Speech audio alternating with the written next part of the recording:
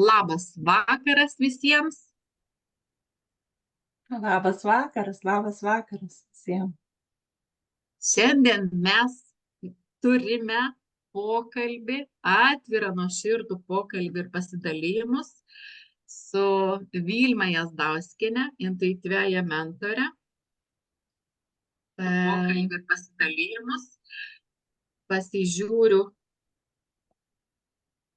visas technologijas, susižiūriu ir šiandien mes kalbėsim, dalinsimės apie geros mergaitės vaidmenį, rolę. Kaip žinot, iš tikrųjų ir tikiu, kad visi žinot, kad mes būnam vienu kažkokiu tai laikotarpiu vienoje rolėje, ar ne, mes susitapatinam su ta rolė, galbūt netgi dienoje gebame pereiti iš vienos rolės į kitą, tai ir tiesiog mūsų pasirinkimas. Ir šiandien aš turiu viešnią, kuri padeda, taip pat intuityviąją mentorę Vilmą, kuri padeda moterims tiesiog išeiti iš toksiškų ar ne ir nebekuriančių tokių santykių ir atsigręžti į save. Jo, ačiū Jūrate, kad pristatei. Taip, aš padedu moterims, kurios gyvena sudėtingose, toksiškuose, santykiai, kurie greuna patį save, ir padedu moterim atsisukti į save pačią. Ir pasižiūrėti, kas jinai yra, ko jinai nori, kokie jos poreikiai, taip toliau ir panašiai. Pamilti save, išgydyti save ir per tą išgydymą savęs išgydyti savo santykius. Ačiū tau, iš tikrųjų šita tema fonavo, jinai kažkur tiesiog tokiam fone žadino mus pakalbėti apie tai jau kurį laiką ir mes pagaliau su Vilma nusprendėm pasidalinti, nes Vilma turi iš tikrųjų patirti, kaip šioje rolėje jinai gyveno, kaip jai gyvenosi ir kuom tu, Vilma, iš tikrųjų gali pasidalinti pirmiausiai šitą geros mergaitės vaidmuo, rolė, kaip pavadinsi, iš tikrųjų kokius rūbus jai aprengsi, tai visai nesvarbu. Bet koks jausmas, kai tu tiesiog gyvenai santuokoje su vyru, toj geros mergaitės roliai daug metų ir kas vyko? Jo, koks jausmas, Jūratė? Jausmas sukakotas. Jo, tiesą sakant, jausmas toks, kad tu kitą pasistatai prieš save kaip kokį neautoritetą, bet kaip žmogų, kurį be galo myli ir nori patenkinti jo norus ir jo poreikius. Ką reiškia nori? Kai tu jo poreikius ir jo norus išstatai aukščiau ar pirmiau savųjų. Ką tai reiškia? Kad tu žiūri, ko jis dabar norėtų, ko jam dabar reikėtų ir save tu pamini. Ir tu įsivaizduoji, kad aš čia dabar darau dėl savo šeimos vyro, dėl vaikų, dėl savo pačios, turėti gražią, darnę, tokią, kaip pasakyti, paveiksliuko šeimyną. Ir kadangi tu, kai įsistatai kitą ir pamini save, tai tavo norai tau yra viduj. Tu juos kaip ir jauti, bet tu eini į kompromisą su savimi. Dabar ar mano noras, ar kito žmogaus noras. Pavyzdžiui, kad ir pati elementariausia kasdieniška situacija vakarienė. Man patinka kugelis, aš kugelį valgiau prieš pusę metų, ne? Tam žmogui nepatinka. Jisai nenori kugelio, o tu varvini seilę, bet galvoji, jis nenori, aš noriu, kad jis būtų laimingas, aš noriu, kad jis būtų patenkintas, grįžęs iš po darbo, jis pavalgytų kotletų su bulvių koše, ne? Ir tu galvoji, kitą kartą, bet tie kartai vis tiek baigėsi taip pat ir vienodai. Ir tada tu pradedi galvoti, aš kugelio nevalgiau senai, bet niekis išgyvensiu, būsiu lieknesnė, taip toliau panašiai. Bet tas noras, kodėl aš negaliu suvalgyti, kodėl aš negaliu pasidaryti to kugelį suvalgyti, bet taip yra slopinamas. Ir čia tik tai kugelis. O kur yra visi kiti dalykai? Kur yra mano vertybės, kur yra mano poreikiai, kur yra mano norai. Va taip ir išsistatai jį kaip tą vienintelį pirmą, nes tu tik savo laimę ir santykių harmoniją matai per jį, kad jam yra geriau. Ir įsivaizduoji, kad jeigu šitam žmogui bus geriau, tai ir tau bus geriau. Jeigu tas žmogus bus laimingas, tai ir tu būsi laiminga. Ir o realiai kas gaunasi? Jeigu tu pats galų gale nesupranti, ko tu nori ir kaip tu gali būti laimingas, ką tu gali dėl savęs pasidaryti, tai kaip tu gali žinoti, kaip kitas žmogus gali būti laimingas, ką tu tiksliai turi padaryti, kad kitas žmogus būtų laimingas. Ir va tos mintis ir tos pastangos ir savęs nustumimas į antrą eilę, jeigu ne į paskutinę, vargina, emociškai sekina, nes kyla daug jausmų, kyla nepasitenkinimas, kyla pyktis, kyla nepriėmimo jausmas, kyla susigūžimo jausmas. Taigi mes žmonės esam, turim visus tuos jausmus. Ir tada su tais jausmais tu kovoji. Ir kiekvieną kartą, kai koks nors jau išlipa konfliktas, dabar va ta gera mergaitė, nes galvoju, kad ta gera mergaitė tai jau yra išganimas. Nu ne, tai nėra išganimas, tai yra kelias į nuvargimą, kelias į nesusikalbėjimą, į nesusipratimą, kelias į atitolimą, kai tu neleidi būti savo pačiai, savimi, tokia kokia esi. Man tai skamba, kad aš nesirenku savęs. Aš tiesiog palieku save, išduodu save ir einu vardan kažkokios iliuzijos, kažkam kažką pildyti. Ir taip iš tikrųjų gyvena labai daug moterų. Ir vyrų. Ir vyrų, tą patį norėjau pasakyti. Ir va čia va šitie vaidmenys, rolės, iš tikrųjų jos keliauja iš kartos į kartą. Geros mergaitės, geri berniukai. Ir manau, kad ir tu gali prisiminti, iš kur tu išmokai, ar gal tu matei savo giminiai, savo tiesiog šeimoje tą vaidmenį tokį, ir mama gal buvo tokia, ar močiutė. Nes tikrai mes visos norim ar nenorim, nors ir galvojam mintyse ir sakom, kad aš nebūsiu taip tokia kaip mama, mano šeima bus kitokia, bet dažniausiai viskas sąmoningai ar pasąmoningai susikuria taip pat. Taip, aš labai gerai atsimenu, kaip amžinatilsį močiutė mus mokino būti mandagiais. Jau visi žinojo, kad Vilma už 10 metrų pamačius žmogų šaukia labą dieną, ar labą rytą, ar labą vakarą, kad būtų mandagi. Ir jo, va tie tokie dalykai, jo, būti gera mergaitė, būti tokia patogia mergaitė. Čia viskas į vieną susipina. O pavyzdžiui, tavo ta gera mergaitė, kaip jinai pasireiškia mokykloje? Mano gera mergaitė pasireiškia mokykloje, pamokas nevėluot, mokintis, iš pamokų nebėgti, nors ir bėgdavau, bet va taip, iš pamokų nebėgti, taip būti aš visada, netgi aš ir eidavau iš tikrųjų, va taip pasitempus, nosį pakėlus, ne iš didumo, bet va ta tokia laikysena, kad... Tiesiog stropi. Ta tokia atsakinga mergaitė, nepaisant, ką tu ir vardinė, ne, tu nori pabėgti iš pamokų, bet viduje vis tik jautiesi ta gera mergaitė. Aha, jo, kad reikia O bėgdavai kartu su savo tais bendraklasiais, ar tiesiog palikdavai ten. Bėgdavau, žinai, gera mergaitė ir ten turi būti, gera mergaitė Aha. ne tik Bet žinai, šeimoje, gera bet ir mergaitė turi ir... su draugais, visuomeniai, nu, darbe, nu, visur. Bet žinai, ta gera mergaitė turi ir tą kitą pusę.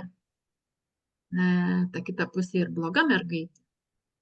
Ar pas tavęs jinai atsisukdavo kada nors? Nes, nu, iš tikrųjų, vat, kaip ir mes prieš tai ir nekalbėjom, kad, nu, kiek tu gali, taigi prisikaupė ten labai daug visko, tos neišjaustos emocijos, neišgyvendinti savo tie, vat, ko tu nori, tavo širdis nori vieno, kaip tu sakai, netgi pats kūnas nori, ar ne, vakarieniai plokštainio, paeini kepi kotletus ir kad išpildyt kitų poreikius, kiek ten gali kauptis, kaip ta prasiverždavo bloga mergaitė. Ką jinai darydavo?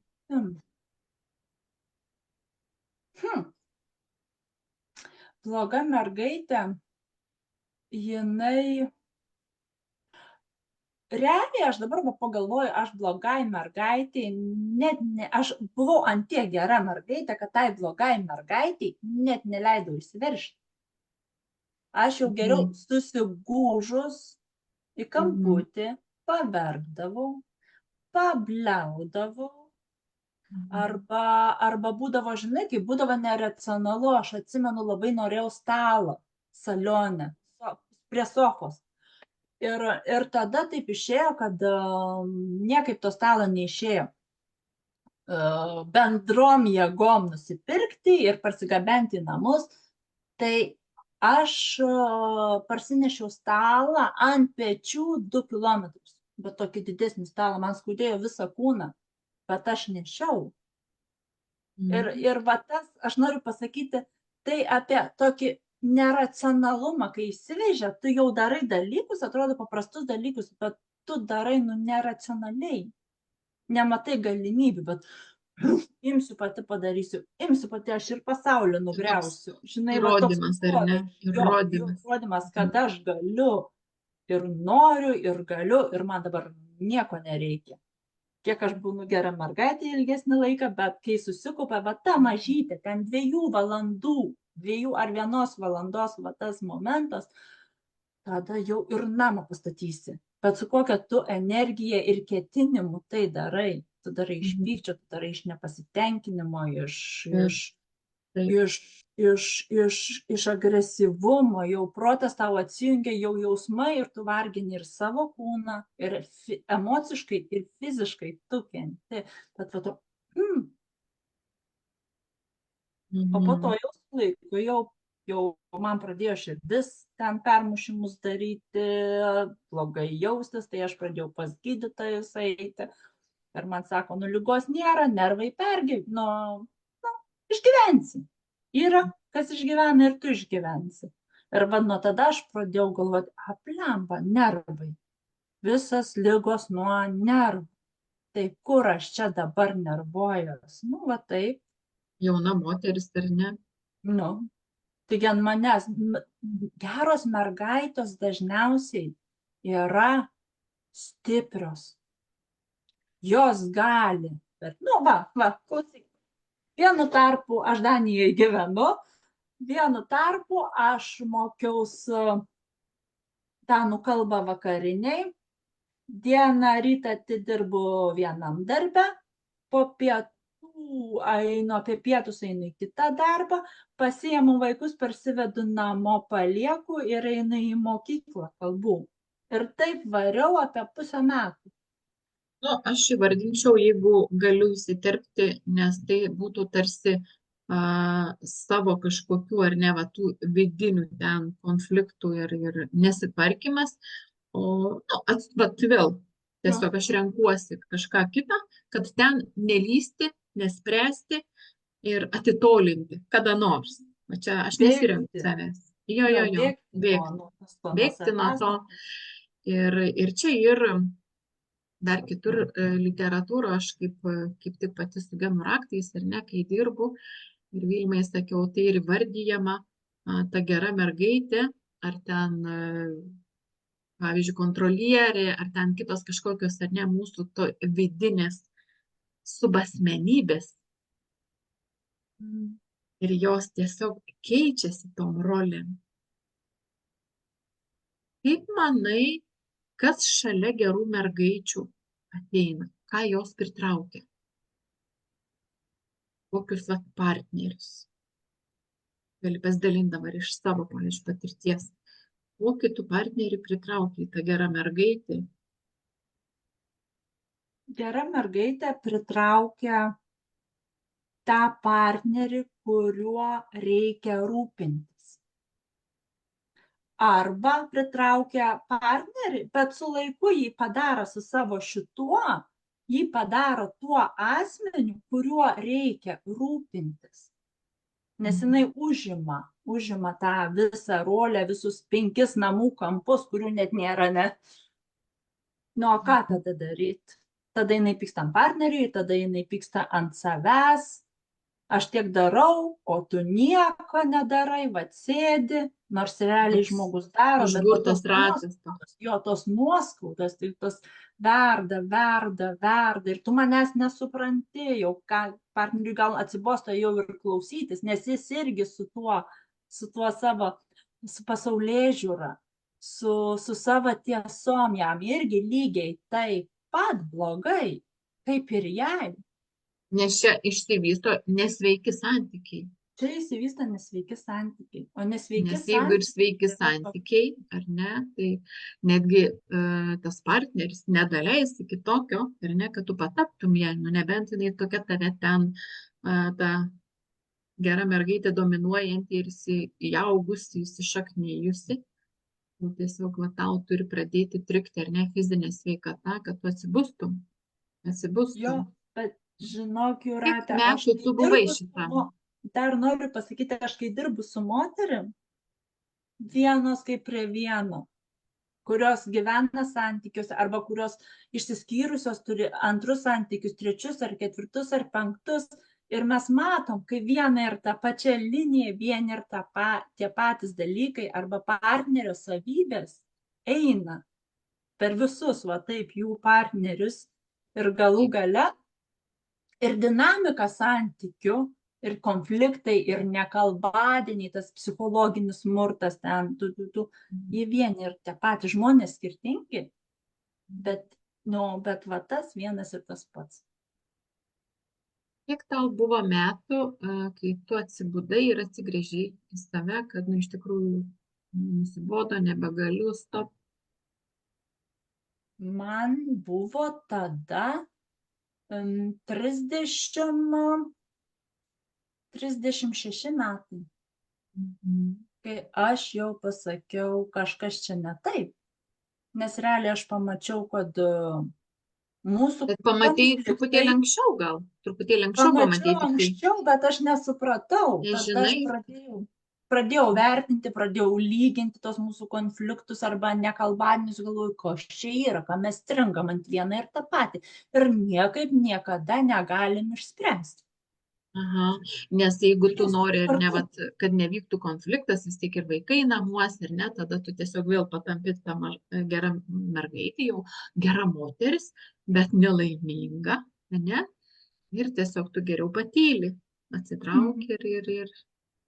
Jo, ir iki tokių energijų, tokių emocinių išsekimų, kada tu eini, atrodo kūnas tavo pilnas jėgų, bet tu ant tiek nuvargusi, tu tuščia, kad tu vos pašliauži. Ir va tiek dvasia, nu tiesiog tave budino dvasia, šitą sielą, ne, kai mums pabunda, kad tu ne ten eini, ne su tuo eini, ne taip eini ir ne tą darai, ne iš tos bent jau būsenos Vilniute gyveni, ne? Nes aš pradėjau klausti, ko aš noriu. Ir kai aš pati pradėjau sąmoningai galvoti, ko aš noriu, ir aš pradėjau suprasti, aš nežinau, ko noriu. Taip, visos mažos geros mergaitės nežino, ko nori. Kaip noriu. Ir galų gale man jau viens tas pats, ar aš noriu, ar aš nenoriu, jeigu aš darau pagal tą pagal vyrą arba draugą arba ką tenai. Ir aš galvoju, čia kažkas ne taip, kaip aš galiu nežinoti, ko noriu. Ir va tie tokie klausimai pradėjo eiti ir pasikartojančios situacijos, va fiziniai jau simptomai. Ir aš pamačiau internete vienos moteriškės senutės akis, švytinčios akis, tokios aš žiūriu į veidrodį savo akis, dabar aš dažnai žiūriu, kiekvieną dieną žiūriu į savo akis veidrodį. Ir jos galvoju, aš noriu, kad mano akis taip pat švytėtų, kaip jos akis švyti. Ir vat ir pradėjau vaikščioti į praktikas ir taip toliau. Ir man praktikose vat sakė, tavo širdis sunki, kažkas ant tavo širdies. Ir tada aš pagalvojau, kaip ant mano širdies, tai kas ta širdis, kaip ta širdis, kaip jaučias, kokie tie jausmai. Ir man realiai tikrai parūpo. Ir prisikapščiau. Tada jau pradėjai netgi žinoti, ko tu nori, netgi pradėjai norėti, ne, jau tada pradėjai rinkti save. Ir jeigu man gera, kiek aš galiu save eiti su savimi kompromisą. Vieno norėti, širdį, siela tai nori, širdis tai nori ir ten taip gera. Bet kai pamatai tas geros mergaitės, tą rolę, jinai kaip kitam. Ir čia, žinai, gaunas tokie du. Protas atrodo sudėlioja logiškai kaip geriau ir numato kaip geriau. Žinai, o širdis tai nori. Ir tie du yra skirtingi. Ir įvyksta tas vidinis konfliktas. Aš supratau, kad vidinis konfliktas, tai kaip protas ir širdis, jie nedirba kartu. Protas dominuoja, o širdis tai taip, impulsus, taip ir siunčia, noriu, man ten gerai, po to tau, kai tu žinai, kaip yra blogai ir kad tavo širdis viduje žino, kad yra gera ir gali būti gera ir kaip jaučias, kai yra gerai. Ir tas toks, neleidžia, žinai, kaip aš įsivaizduoju taip, kaip būtų tamsi, didelis rūkas arba tamsi naktis ir švyturys ten, taip laivui, primena su švieselė. Ei, aš čia esu, čia kažkas turi būti kitaip ir gali būti. Jo. Ir tada vis dažniau ir dažniau tu tiesiog ar neklausai savo širdies, tu ją girdi. Ir tada iš vis renkiesi visada save, bet vis tiek aš noriu grįžti prie klausimų. Tu neatsakėjai, nes tikrai žinau, kad klausys mūsų moteris ir tos geros mergaitės ir geri berniukai. Kas šalia geros mergaitės atsistoja? Kaip tu gali pavadinti tas partneris, ar ne, koks jisai? Kokia jis rolė turi, kokia savybė dominuoja? Tu kalbėjai ten, kad apie tą partnerį, kurio reikia rūpintis. Aš žinau, kad tu dalinaisi mūsų asmeniniuose pokalbiuose, kad tau netgi nurodinėdavo, kaip apsirengti, kaip susišukuoti, kaip pasipuošti, kaip ten pasidažyti. Kaip visas tas, kaip tu vardintum, kas čia per subasmenybė? Aš tokius žmonės, tokius vyrus galiu pavardinti tokiais, kaip pasakyti, gražuoliais. Nes jie nori atrodyti gražiai, patys yra gražus ir patys yra patrauklus. Ir iš partnerės jie irgi nori, kad pasidažytos lūpytės, dažyti blakstienai, apsirengusi gražiai taip, kaip patinka, nesu tais sportiniais, nesu ketais, bet tai, kai gražiai prezentuojančiai, taip toliau ir panašiai. Bet kartu, kad jinai matytų tik tai jį ir kad tik tai jam padėtų ir kad jo problemos, jų problemos arba jų gyvenimo išbandymai yra, tokie dideli, ta prasme, kad jų poreikiai iš tikrųjų yra didesni ir svarbiausi. Ir jeigu, pavyzdžiui, moteris gera mergaitė nepataiko į jų tą poreikį, į jų tą norą, tai yra konfliktas. Automatiškai tai yra toks kaip nusivylimas. Ta mergaitė, kad, tu ne mano žmona, tu ne mano moteris. Žodžiu, čia apie jokius jausmus nėra ko kalbėti. Ką tu kalbi, aš negirdžiu. Čia jausmų absoliučiai nejaučiu, negirdžiu. Ir kas girdit, moteris, kas klausot, jeigu jums nurodinėja, kaip jums apsirengti, kaip jums kokį rūbą užsidėti, tiesiog paklauskit savęs, ar tikrai tai skamba iš širdies.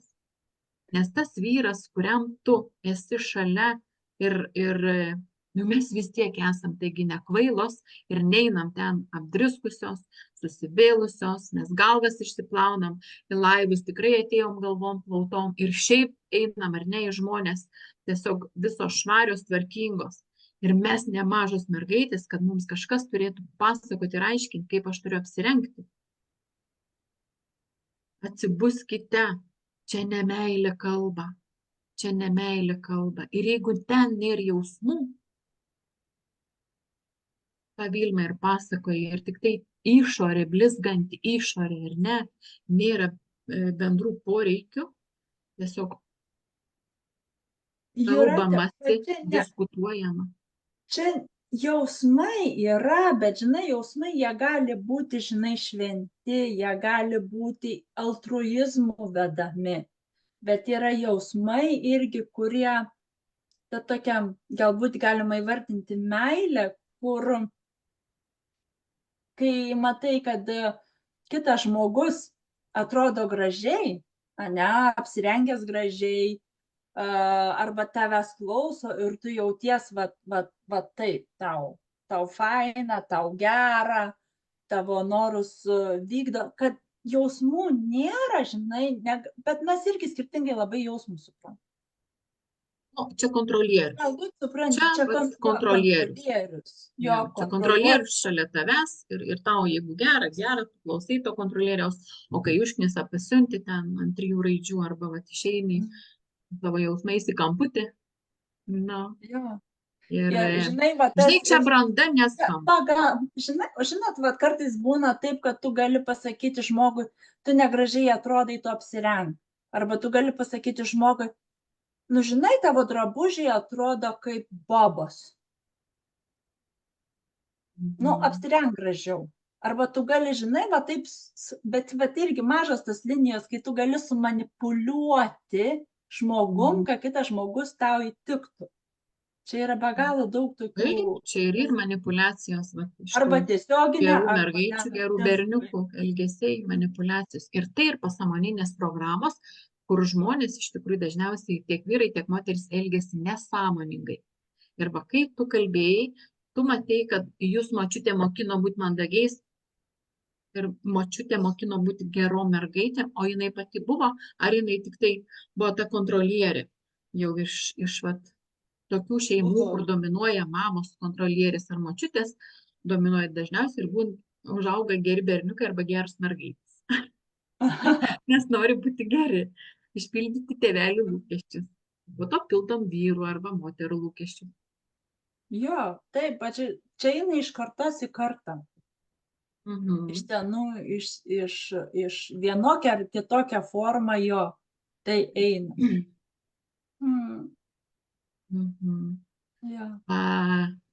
Iš tikrųjų, Vilma, tu padedi moterims išeiti iš tokių santykių ir neragindama tiesiog ar ne ten pulti, iškart priimti sprendimus skyrybom, tu tiesiog padedi joms atsigręžti save ir žinau, kad tu turi grupę, po šito mūsų laivų tiesiog pasidalinsi grupę ir gal planuoji kokį artimiausią projektą, turi, neturi? Jo, artimiausių laikų išeis mano projektas apie emocinį tokį skausmą vidinį ir ką daryti, kad jo nebūtų. Kaip tos kurti santykius, kad būtų gera prisiglausti prie vyro ir būtų mažesni konfliktai. Bet atsigręžiant į save. atsigręžiant visų pirma į save, pasižiūrinti save, apsinuoginant save, prieš save pačią ir pamatyti, kad nereikėtų veidmainiauti. Kad nereikėtų viduje jaustis taip, vienaip, o pateikti save ir sukurti tą savo vaizdą, va tos geros mergaitės, tai, ir po to pačiai gyventi tuose frustracijose.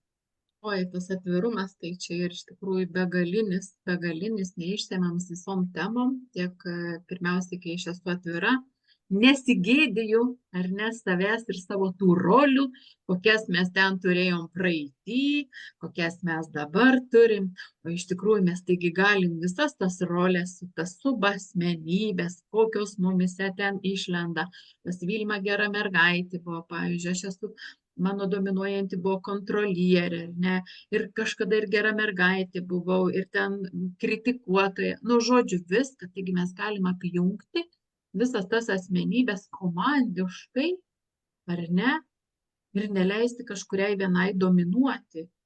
Bet jeigu ta, kuri dominuoja ir veda neteisinga kryptim, tada pirmin. Vėlgi ne. Jo, būtent nėra nei blogo, nei gero. Svarbu, ko tu nori, kokios tu versijos savęs nori, kokios tu versijos nori savo santykių ir savo gyvenimą. Ir sakyti, kad gerosios mergaitės vaidmuo ar rolė būti gėda, ne gėda. Mes tiesiog pačios nesąmoningai pasirenkam. Ir yra labai faina kartais pabūti.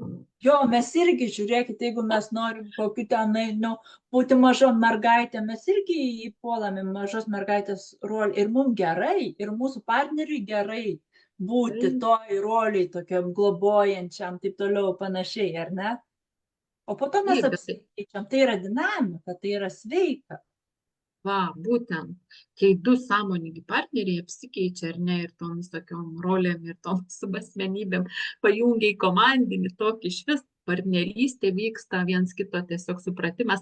Netgi žinau, kad ir tokių porų, kurie netgi kalbės, aha, o kas čia dabar kalba, tavo tas kritikas, ne?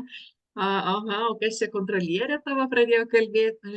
Labai faina, kaip išlaisvinama tokius santykius, ar ne, kai mes tiesiog neprimam viso žmogaus kaip va, oi, Vilma, čia kaip gera mergaitė. Ne, tiesiog kažkokia mano viena dalis, ar ne, ir ta gera mergaitė, ar jinai tiesiog dabar pasireiškia. O Jūratės kontrolierė pasireiškia, žinai, va, ir susijungiam ir bendradarbiaujam. Du poliai, tokį balansas. Jo, ir kaip gera pažaisti, ir gaunasi kaip žaidimas, kai tu supranti ir kai tu neprisėmi kito žmogaus ten kokių tai dalykų labai asmeniškai. Taip. Ar ne? Taip. Ir kai nekritikuoji ir neturi lūkesčių, kad va, tas žmogus turi elgtis va būtent taip, kaip tu įsivaizduoji tavo tiesoje. O lele, tas žmogus irgi savo tiesą turi ir jis irgi lygiai taip pat, kaip ir tu įsivaizduoji, va, kad jo tiesa tiesiausiai ir taip yra geriausiai. Tai čia yra, vienodai susiduria tie du žmonės, ar ne? Ja. Ir kai tada mes suprantam, aha, ne viena tiesa, tai vadinasi, mūsų tiesos yra dvi ir mes va taip gražiai galim būnant sąmoningais persidengti. Ir augti. Viskam yra vietos, galų gale. Viskam yra vietos. Ir tada dar santykiai, ir tada nebėra jokio to įrodinėjimo, aš teisus, tu neteisi, arba ten atvirkščiai. Ir nebėra teisių, bet visi laimingi. Nebėra teisėjų, nebėra advokatai, visi laimingi, tiesiog apsikeitę savo nuomonėmis, taip plečiamės ir augam. Nes pakeičiamės požiūrius vienas kitai gyvenimą į santykį.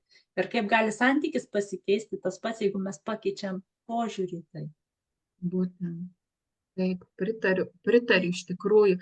Ir tas santykis, ką tu vardini, Vilma, ne tik tai, kad partnerystėj ten, su draugu, ar su vyru, ar su kuo, tas tiesiog santykis iš to kitokio kampo ir požiūrio kuriasi ir su kitais žmonėmis visai kitoks.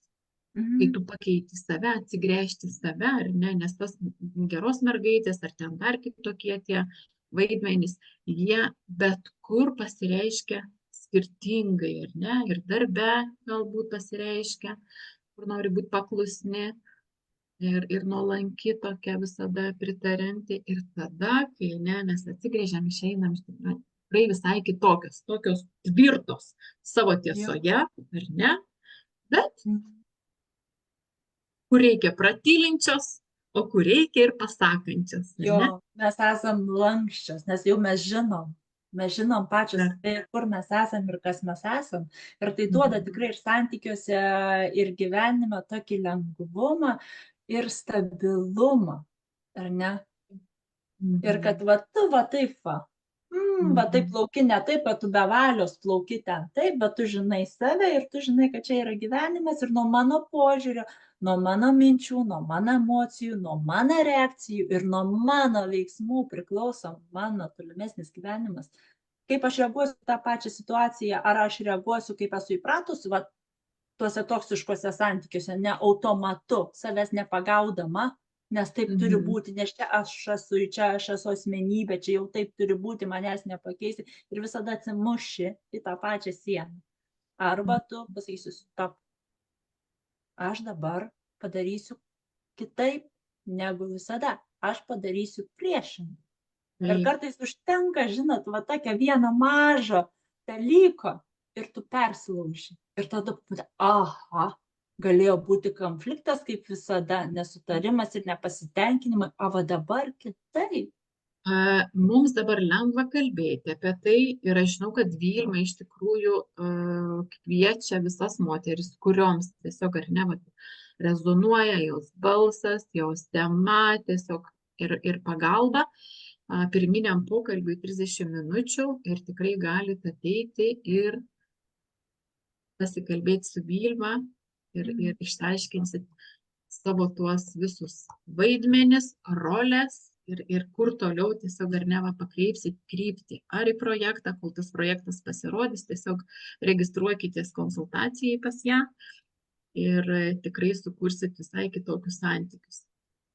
Ir pabaigai, ką noriu pasakyti, nes aš tiesiog žiūriu į laikrodį ir po to pakviesim dar į kitą pokalbį penktadienį pas tave svečiuosiuosi aš.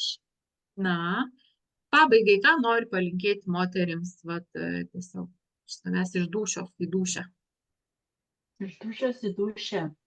Iš širdies į širdį, ne? Kad ne nuo kitų priklauso mūsų būsena ir mūsų gyvenimas, ne? Ne nuo partnerio priklauso mūsų emocinė gerovė, o nuo mūsų pačių. Ir kad visada pasirūpinkim mes savim pačiom pirma, kad galėtumėm pasirūpinti kitais. Net elementariausias dalykas lėktuve, kai skrendi, juk instrukcijose pasako, jeigu kas, užsideda pirmą pačią vaikam ir visiems kitiems. Mes užsidėkim pačios tą kaukę, pagelbėkim pačios savo, atsigręžkim, susitvarkykim tos savo, kas pas mus yra negerai, tam, kad galėtumėm padėti vyram, padėti vaikam, padėti savo santykiam. Su meile, su gerumu, su lengvumu, be jokių sunkumų. Nes mes tos vertus.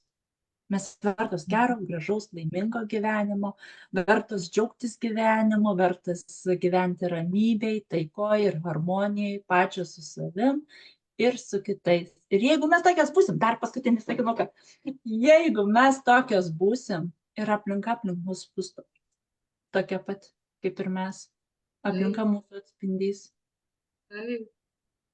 Veidrodžiuosim, spinduliuosim tuo, ko esam pačios prisipildžius. Ir tada nieko nereikės kaltinti, net savęs pačios, nei kitų.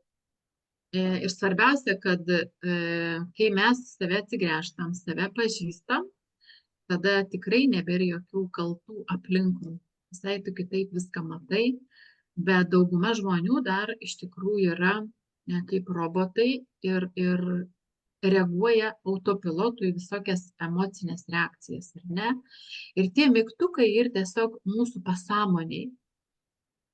Ir šį penktadienį aš keliauju pas Vilmą į svečius, tiesiog pakalbėti šitą temą, kurie tie mygtukai ir mumise užkoduoti Ir tai tiesiog ir įspausti toks antspaudas kaip genetinė trauma, nes ne vieną postą ir daug kur skaitau, kitur ir pašaipius postus tiesiog tenka paskaityti, kad vedliai, mentorės traumuoti, patys traumuoti ir visus veda. Tiesiog noriu visus nuraminti ir genų raktuose aiškiai juoda ant balto parašyta, ne aš sugalvojau šitą informaciją ir tiesiog gauta čenelingo būdu. Ir Richardas Radas ir tiesiog gavęs tą informaciją ir mūsų genuose ir įspausta ta genetinė trauma kiekvienam. Bet kaip mes gebam tiesiog būti kokioj toj savikontrolėj, savidisciplinoj, kaip ir Vilma sako, kokiuose mintise ir kokiuose jausmuose, kaip mes gyvenam ir priklauso, ar ne, kokia, kaip ta mūsų genetinė trauma pasireiškia. Ar jinai mums trukdo gyventi ir jų ir 6 ir apie tai, kaip tiesiog, ar ne, atpažinti tos visus emocinius tokius trigeriukus ir kaip iš jų išeiti, sakysiu tiesiai šviesiai, išsigydyti, tai ir tiesiog atsigręžimas į save ir savęs pažinimas ir apie tai 19 val. Penktadienį jau pas Vilmą svečiuose. Laukiu, bus labai įdomu. Kas klausysit įrašą, žiūrėsit šį vakarą, iš tikrųjų mes su Vilma atsisveikinam ir lauksim susitikimo jau penktadienį 19 val. Nuoroda renginio ir visą informaciją pasidalinsim šituo mūsų laivu. Vilma grupės nuorodą irgi kels po šito laivu prisijungti. Tad tiesiog eikim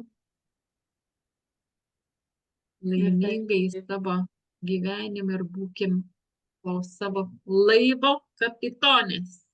Kaip faina. Taip. Keliaujam. Ačiū tau ir ačiū, kas klausysit ir klausėt. Ir iki kitų kartų.